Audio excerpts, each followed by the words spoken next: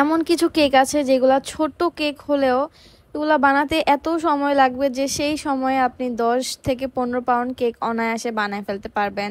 তো এই কেকের অর্ডার নেওয়ার পর আমার মনে হয়েছিল যে আমি মনে হয় নিজে নিজে বিপদ ডেকে আনছি, কারণ এই কেকের ডেকোরেশনটা এর আগে আমার কখনো করা হয় নাই। তাই আমি অনেক বেশি নার্ভাস ছিলাম যে আমি কি পারবো কিনা। তো কেকটা ছিল একটা বাস্কেট কেক 1.5 পাউন্ডের মধ্যে। যদিও আপুকে বলেছিলাম 3 পাউন্ডের মধ্যে করলে বেশি সুন্দর লাগবে, বাট আপু বলেছিল যতটুকু কমের মধ্যে করা যায়। তো লাস্ট 1.5 পাউন্ডের কমে আসলে পসিবল না, যদিও 1.5 পাউন্ডের থেকে বেশি হয়ে গিয়েছিল। তো আমি চকলেট প্রিমিয়াম কেকটাই বানাচ্ছিলাম। চকলেট ক্রিম দিয়ে দিয়েছি লেয়ারে লেয়ারে, 4টা লেয়ার হবে আর কি। তো এরপরে মানে 5টা লেয়ার হয়েছে, লাস্টে আবার একটা দিয়েছি। তো কেকটা আমি একটু গোলাকার শেপের করতেছিলাম, কারণ বাস্কেট কেক যেহেতু একটু গোল গোল হলে দেখতে ভালো লাগবে। তো এই কেকটার এক সব থেকে বেশি চ্যালেঞ্জিং বিষয়টা ছিল সেটা হইতেছে কেকের মধ্যে যে ফ্লাওয়ার, যেহেতু এটা ফ্লাওয়ার বাস্কেট কেক ছিল, তো এগুলো নর্মাল ফ্লাওয়ার ছিল না, ছিল পেওনি ফ্লাওয়ার, যেটা কিনা এর আগে আমার কখনো করা হয় নাই। তাই অনেক বেশি ভয় পাইতেছিলাম যে পেওনি ফ্লাওয়ার তো আমি কখনো করিনি, কিভাবে পারবো। তারপরও আমার যেহেতু চ্যালেঞ্জ নিতে ভালো লাগে তাই আমি আসলে চ্যালেঞ্জটা নিয়ে নিই। তো আপু যখন আমার থেকে অর্ডার করে রাতের বেলা, তখনই আমি আর কি মানে এক বল হুইপ ক্রিম নিয়ে প্র্যাকটিস করতে লেগে পড়ি। দেখেন আমার কতবার আমি পেওনি ফ্লাওয়ারটা বানিয়েছি, প্র্যাকটিস করেছি, বাট 15-16 বার বানানোর পর মানে মোটামুটি হয়েছে। তো এই যে এটা আমার হইতেছে কেকের মধ্যে ইউজ করার জন্য, লাস্টে কত সুন্দর করে করেছি দেখেন। কারণ ফার্স্টে অনেক প্র্যাকটিস করেছি, প্রথমবারেরটা আসলে দেখার মতো ছিল না, তাই আমি আসলে ভিডিওতে দেখাইনি। তো এটা আমার এই ফ্লাওয়ারগুলো এত সুন্দর, যদিও একেবারে হুবহু পেওনি ফ্লাওয়ারের মতো হয় নাই, বাট ফ্লাওয়ারগুলো অনেক বেশি সুন্দর লাগতেছিল। তো আপাবার বলেছিল রেড রাখতে ডিজাইনটা, তো আমি রেডের মধ্যে কি কি কালার দেয়া যায় সেটা মনে হলো যে একটু বেবি পিঙ্ক কালার দিলে বা একটু ইয়েলো বা একটু অফ হোয়াইট কালার দিলে মনে হয় বাস্কেট কেকটা অনেক বেশি ভালো লাগবে। তাই আমি আমার মতো কালার কম্বিনেশন করি। তো এই যে এখন যে ফ্লাওয়ারগুলো দেখতেছেন এগুলো রাতের বেলা বানিয়ে কমপ্লিট করে রেখেছিলাম। এখন হইতেছে আমি বাস্কেটটা বানাবো, মানে বাস্কেট ডিজাইন করব। এই টাইমে এত প্রবলেম ফেস করতে হয়েছে, মানে আমি তো বাস্কেটকে কখনো বানাইনি, যার কারণে বাস্কেট ডিজাইনে বারবার ভুল হইতেছিল, বারবার নষ্ট করে ফেলতেছিলাম। মানে 4বারের মতো আমি বাস্কেট ডিজাইন অর্ধেক করে করে নষ্ট করছি, কারণ একটা না একটা ভুল হইতেছিল, লাইন দিতে পারতেছিলাম না। পর আবার মনে হইলো যে পুরো কেকটার মধ্যে আমার এই যে এই ব্রাউন কালারটা দিলে হয়তো ফাঁকা ফাঁকা জায়গাতে খারাপ লাগবে না ডিজাইনটা। তো আমি আবার নষ্ট করে আবার পুরো কেকটার মধ্যে ব্রাউন কালার করলাম। কি একটা অবস্থা বলেন তো। আসলে এইসব কাজ করতে গেলে অনেক বেশি ধৈর্যর দরকার পড়ে। আর মনে হইতেছিল যে নিজে কেন বিপদ ডেকে আনলাম। বাট একদিক দিয়ে এবার ভালোই লাগে, নতুন নতুন কাজ করতে আমার অনেক ভালো লাগে।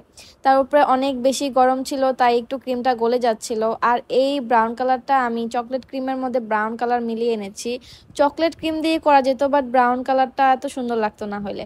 তো এই যে ফ্লাওয়ারগুলো দেখাচ্ছিলাম, এখন আমার কেকটা যেহেতু রেডি, আমি এখন ফ্লাওয়ারগুলো কেকের উপর বসাই দেবো। ওই টাইমেই আমি 3টা রেড কালারের ফ্লাওয়ার বানিয়েছিলাম, 3টা থেকে একটা ফ্লাওয়ার নষ্ট হয়ে যায়। তো এক এক করে কাঁটা চামচ দিয়ে আমি কেকের মধ্যে বসাই দিতেছিলাম। এই টাইমেও আমি আসলে বুঝতেছিলাম না যে আমি কোন ফ্লাওয়ারটা কোন অ্যাঙ্গেলে কিভাবে দিলে আর কি সুন্দর লাগবে, কারণ যেহেতু এক্সাক্ট কোনো রেফারেন্স পিকচার না, আমি মনে করেন পিন্টারেস্ট থেকে অনেক ডিজাইন ঘেটে ঘুটে আর কি একটু একটু আইডিয়া নিয়ে করেছি।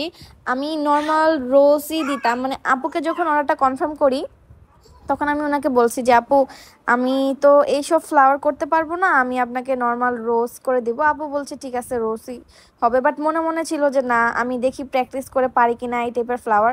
তো ওই যে রাতের বেলা আমার 2-3 ঘন্টা চলে যায় এইসব প্র্যাকটিস করতে, বাট ভিতরে একটা জিদ ছিল যে না সবাই বললে আমি কেন পারবো না, একটু হইলেও তো পারবো। তো এই তো আমি কেকের মধ্যে ফ্লাওয়ারগুলো বসাই দিতেছি।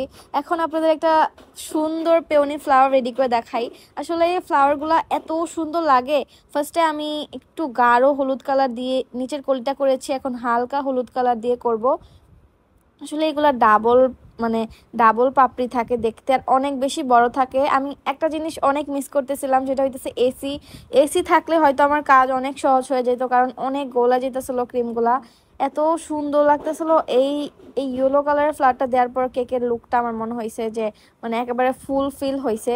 এই টাইমেও বুঝতেছিলাম না যে আমার কি ঠিক হইতেছে নাকি, কারণ একটা রেফারেন্স পিকচার থাকলে মানে বোঝা যায় যে আমি এভাবে করব।